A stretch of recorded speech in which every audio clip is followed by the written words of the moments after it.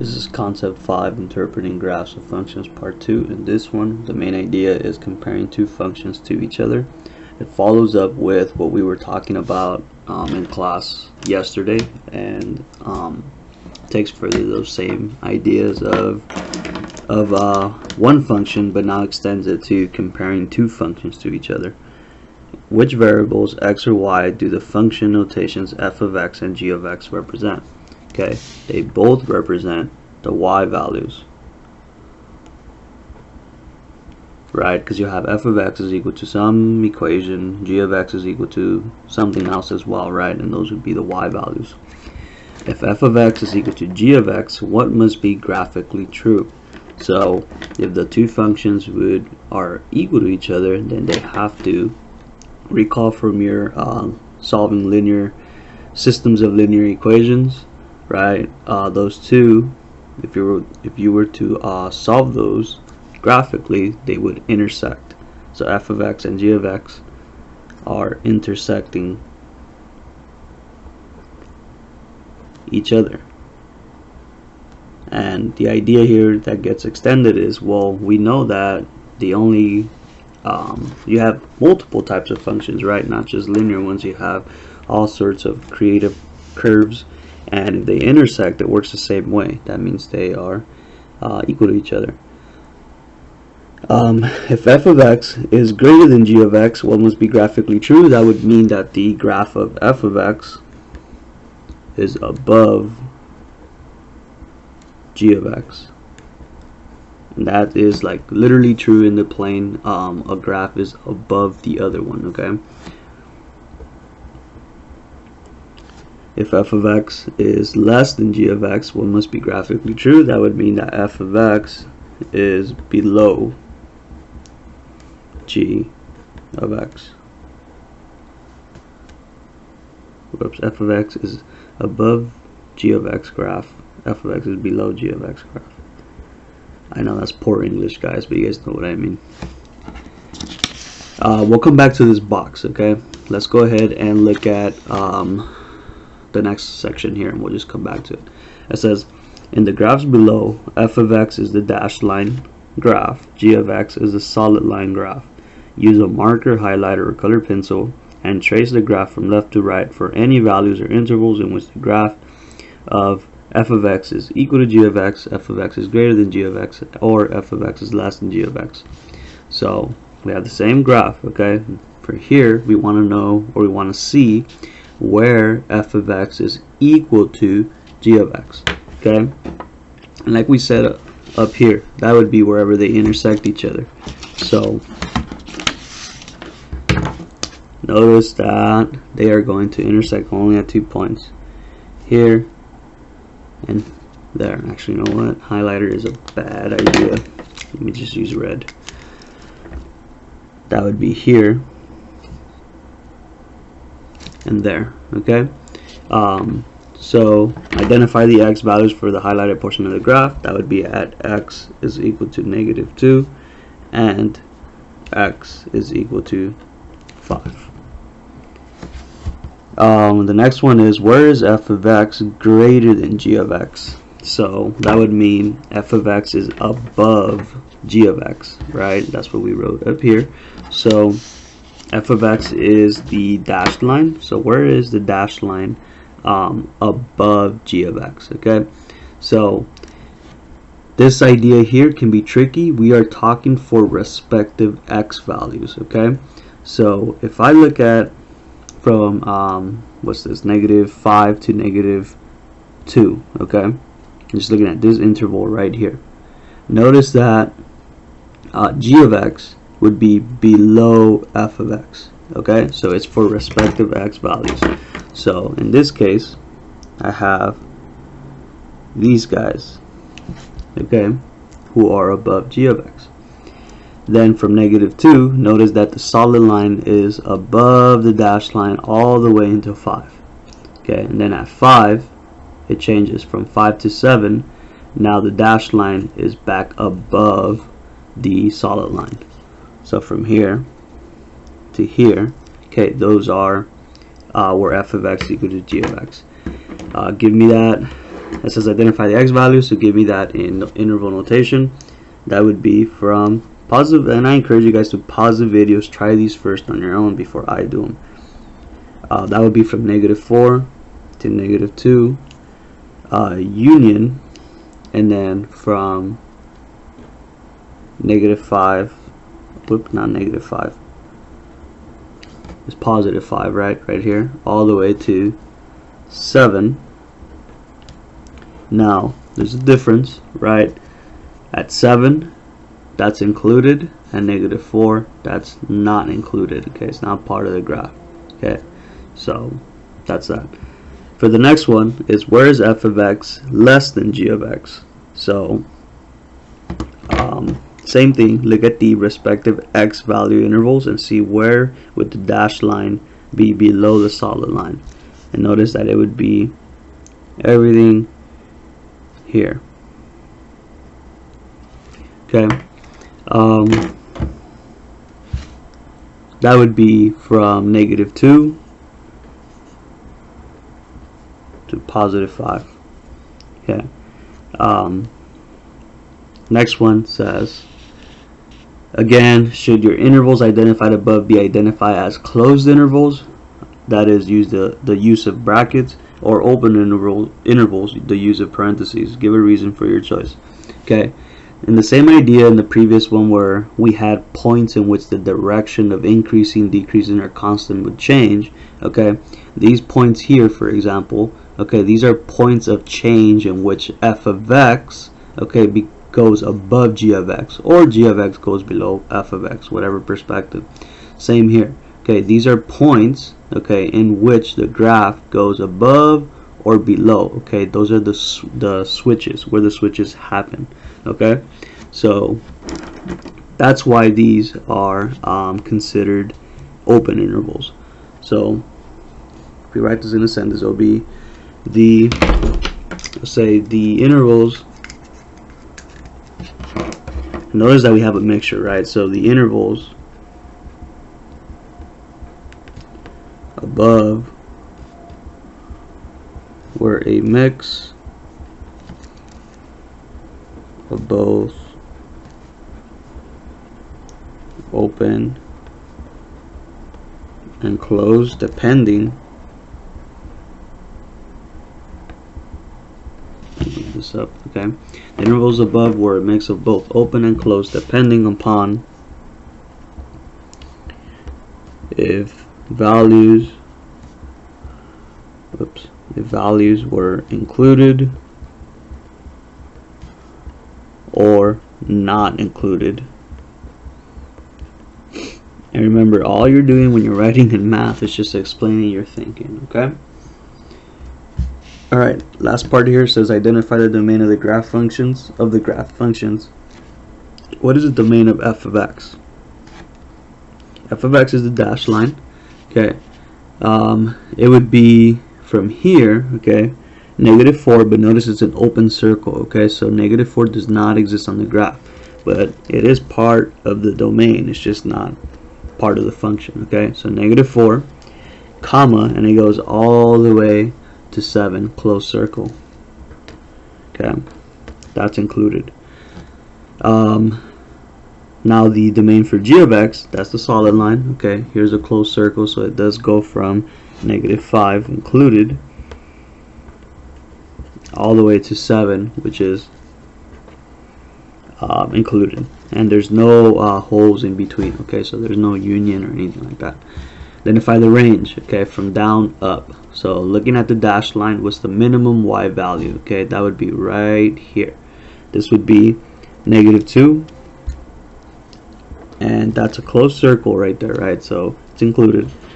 -2, and then it goes all the way as high as this y value here, which is 6. Included. G of x, solid line, minimum y value is -4,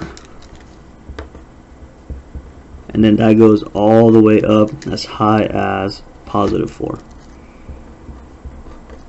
Okay, that's it with this page. Moving on to the next one. We have this back here. Okay. We have f of x is the dashed line graph to the right. G of x is the solid line graph to the right. For each indicated quantity, write in words that you are asked to find. Then find the values or intervals of values indicated using the graphs. So, okay, let's see. The values of x such that f of x is equal to 0. So this is similar to what we were doing before.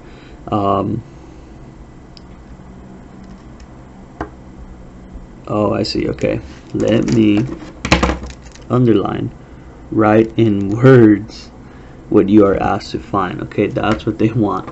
So you'll see how this plays out in a bit. Okay, so where is f of x equal to 0? F of x is the dashed line. Okay, so where is y? What would y be equal to 0 in a sense, right? So right here, this is where f of x is equal to 0, so then your x value would be 1. Okay, so they want it in words, and you're going to write if f of x is equal to 0, then the graph of f of x is on the x-axis. Okay, this would be at x is equal to 1, and actually notice that we have an arrow. Okay, this is actually, so it keeps going. Okay, and this is, we can now assume that the behavior would stay the same. Notice that the slope on this one is 1/2, again similar to the previous one that we did in class. So you go up 1, to the right 2, here's 13. Okay, then you go up 1 to the right 2, so it's going to cross at x is equal to 15. So x is equal to 1 and 15. Okay, so I need you guys to maybe, I don't know, extend it, if that helps. Okay, extend this line, extend the x-axis, and that'll help you see that it's also at 15. The values of x such that g of x is equal to 0. Now here's my solid line. Okay, so where is it where is g of x equal to 0 for what x values? It looks like we're in between right here, and we are also, actually no, this would be a solid number, so right here. So write out that sentence similarly. Okay, if g of x is equal to 0, then the graph of g of x has a 0 or crosses the x-axis, right? And we just said that was roughly at negative 4.5, and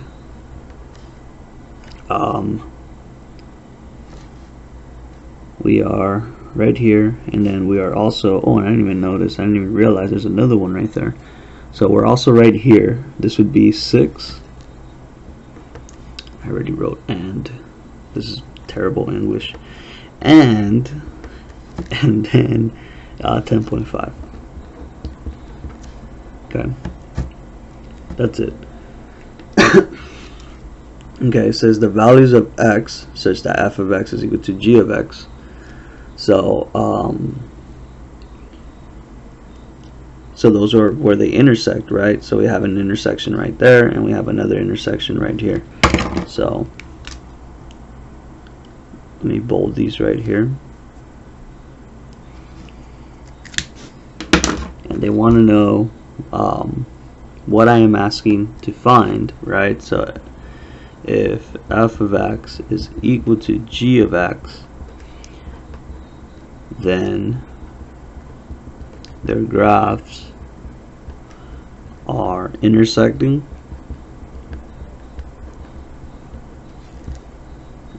each other.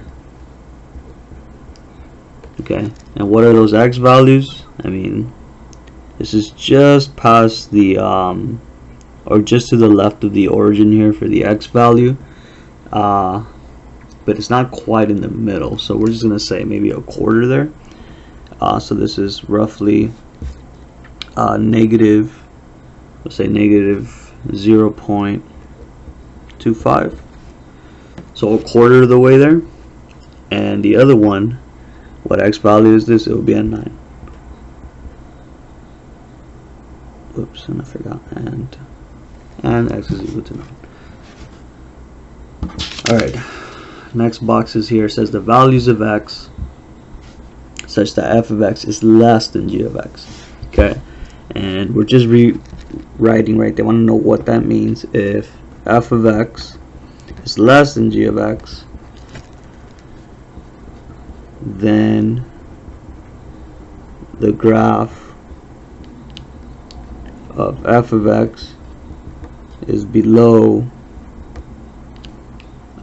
the graph of g of x.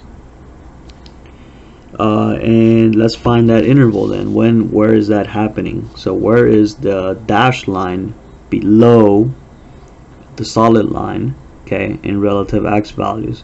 So notice that from this point of intersection here, right, from here all the way, all these x values, this dashed line is going to be below it, okay. But notice here they intersect, okay. They're like neither one is below the other, right? They're just right at the same spot. But then from here it continues, and then of course it is still below g of x. So what would those be? Okay, the first interval, again, we have from negative 0.25, right, from here all the way to this point of intersection, which is x is equal to 9, okay, union, and then from 9, right, it's going to continue going, and this graph does keep going, but because it keeps going, it eventually will go above it. So let's see,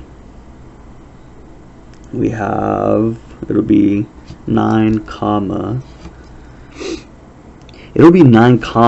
actually, now that I just think about it, it'll be 9 comma 11, and the reason being, notice that g of x stops at 11, right? That's where the domain of this function ends. After that, there's really no being below it, because this kind of keeps going on its own rule, okay? So it really just goes to 11, okay. This would be the interval in which f of x is less than g of x. Alright, values of x such that f of x is greater than g of x. So it would just be right here towards the left, right? All this dashed part, that's above the solid part, so it'll be from x negative 9 all the way to 0.25, okay. And let's write it out. So if f of x is greater than g of x, then the graph of f of x is above the graph of g of x, and we said that was from negative 9 all the way to negative 0.25. The values of x such that f of x is greater than 0. Okay, this is from the previous concept. Where is f of x greater than 0? That would mean above the x-axis, right? And they're asking for f of x, so that is the dashed line. Notice that that'll be from what? Negative 9 all the way to 1, okay? And then, okay, let's write that one out first. So if f of x is greater than 0, then the graph is above the x-axis.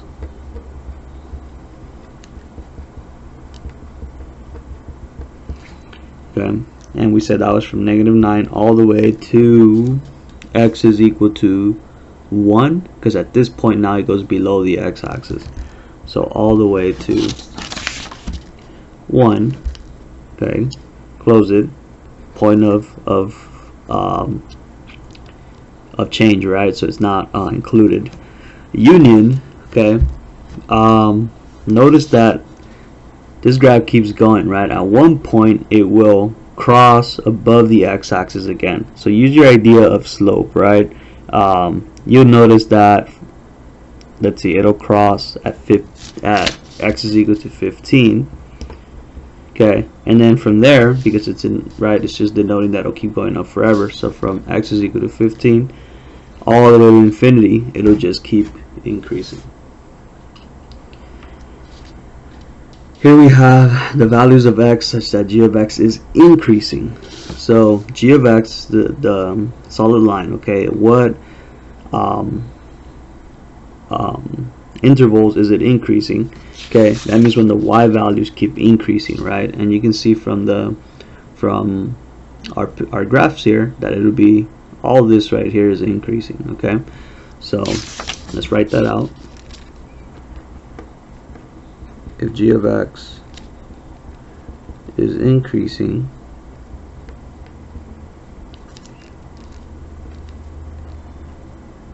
then the y values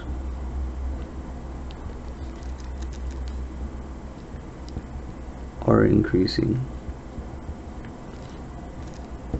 And we said that was from -6, yeah, that's -6 to 3. That takes me from here all the way to, oops, sorry, I didn't realize, from here all the way to here. Okay, that's where this is increasing. And then notice that from here it also starts to increase. Don't forget about this. That would be from 9 to 11. So union 9 to 11. Okay.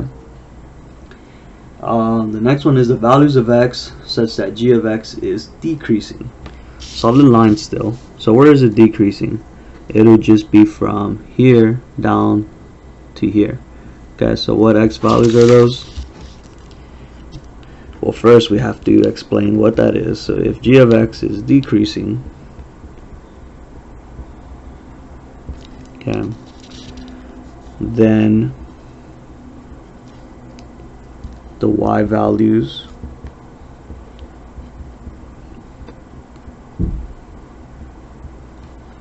are decreasing,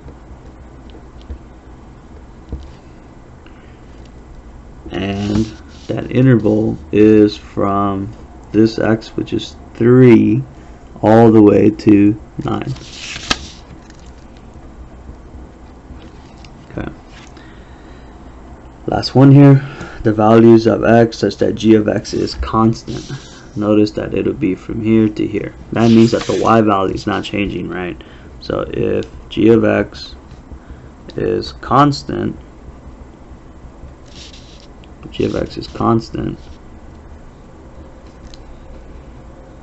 then the y values are staying the same. And we said that was, or we observed that that's from -11 all the way to, what is that, -6? Okay, that's this page. Last one. So I have the same graph here. We're just continuing to describe further behaviors. So it says the values of x such that f of x is increasing. So now in terms of f of x, right? So if, and this is getting a little redundant, if f of x is increasing, the y values are increasing, and we're looking at the dashed line now. Okay, and then we can see, okay, for where's the dashed line increasing? Notice that it's from here all the way, and it's going to keep going forever. So that's from 3 to infinity. Okay. Next one says the y values of x such that f of x is decreasing. So where is it decreasing? Here's a downhill, and then here's the other downhill. So it's from this x value, which is negative 9. So from negative 9 to negative 7. And then, no, it's sorry, negative 9 to negative 6. And then it's also decreasing from negative 1 all the way to 3. So if f of x is decreasing,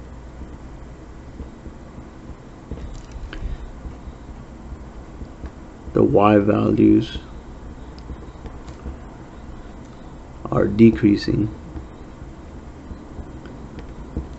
And we said that was from negative 9 to negative 6, union negative 1 to 3.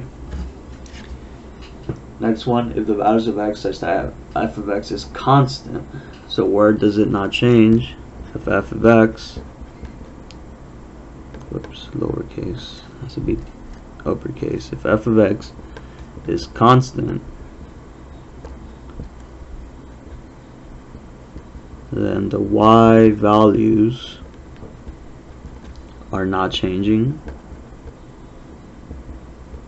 Okay, and that would be here. That would be from negative 6 to negative 1.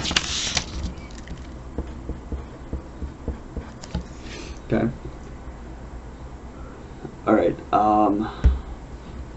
3 more boxes here. It says the values of x such that f of x is less than 0.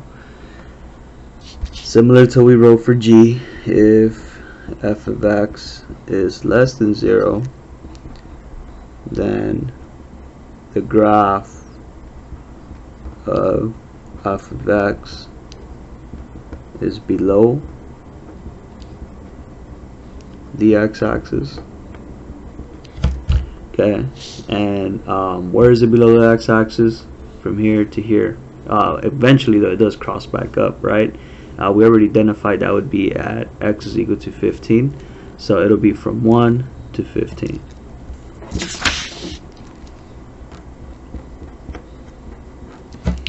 All right, the values of x such that f of x times g of x is less than 0. So what does that mean? Okay, multiply two function values, right? F of x times g of x, in which you'll get 0. So if, let's start writing this out, if f of x times g of x is less than 0, then the y values of f of x and g of x have, and let's stop and think, okay, before I give it away here. If the product of these is going to be less than 0, then the y values, okay, well, you know that the product of those values would have to be below the x-axis, okay? They would have to be, in other words, negative, okay? That means that the y values of f of x and then the y values of g of x have to have opposite signs, okay? One has to be positive, one has to be negative, so that when they multiply, you get a negative value, okay? Which means, so you have opposite signs, which means the graphs of f of x and g of x are on opposite sides of the x-axis. Run out of space here. Sorry, man, I got out of frame. Pause the video, write this in. Okay, so they have to be on opposite sides, right? Because right here, let's take f of x, okay, the dashed line. So right here, it's above the x-axis. All these y values are positive. Right here, they're all negative, okay? Now, let's just compare. If this is the positive y values here, okay? And then let's take g of x, and these are the negative y values here, okay? Because I'm below the x-axis. Well, if I take the positive one from the f of x, and I multiply with one of the negative ones from g of x, positive times negative, I'm gonna get negative. I'm gonna end up somewhere in some value that's below the x-axis. Okay, that's what this means.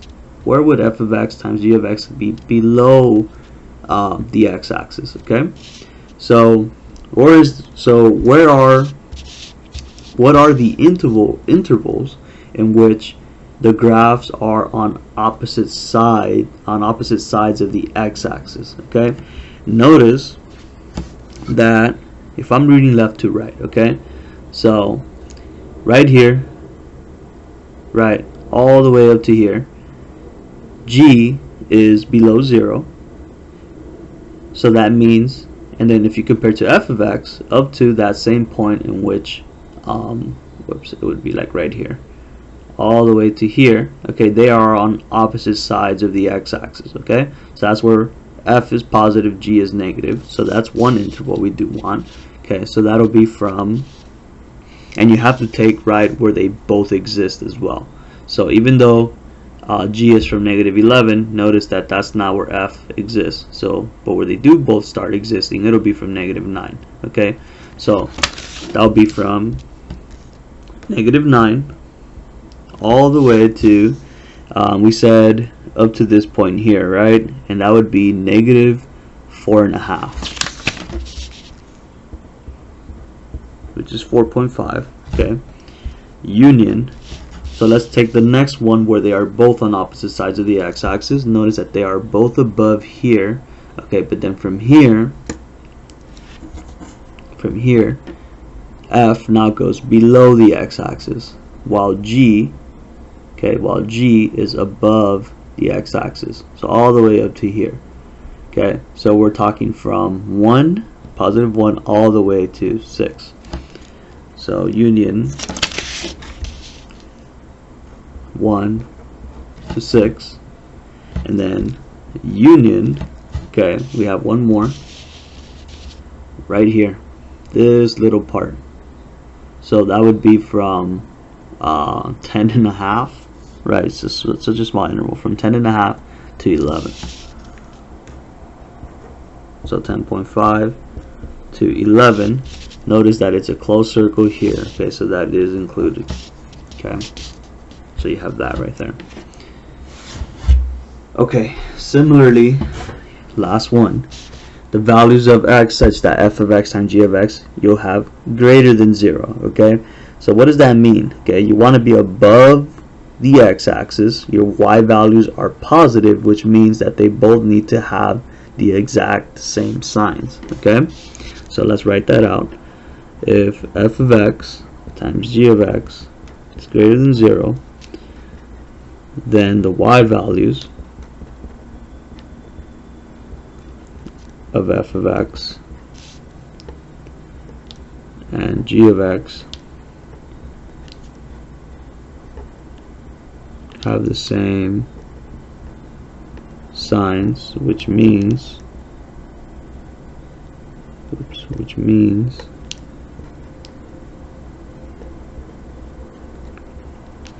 their graphs are on the same side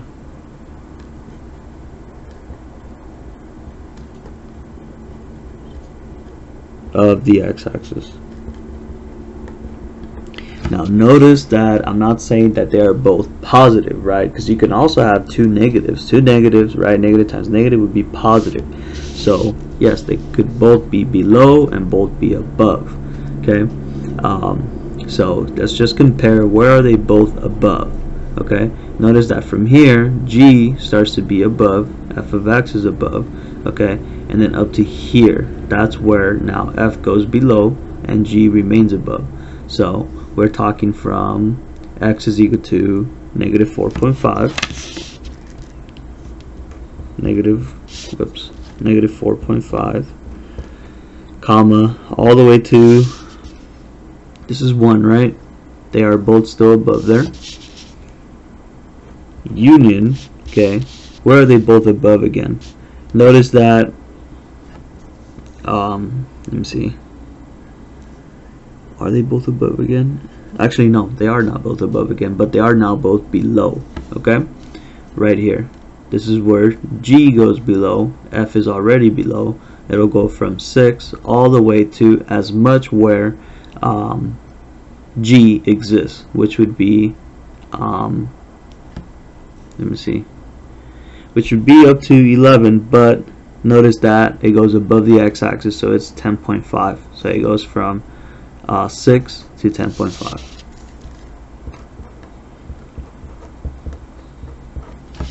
Whoops, there you go. Okay, and that's it. That wraps up concept 5.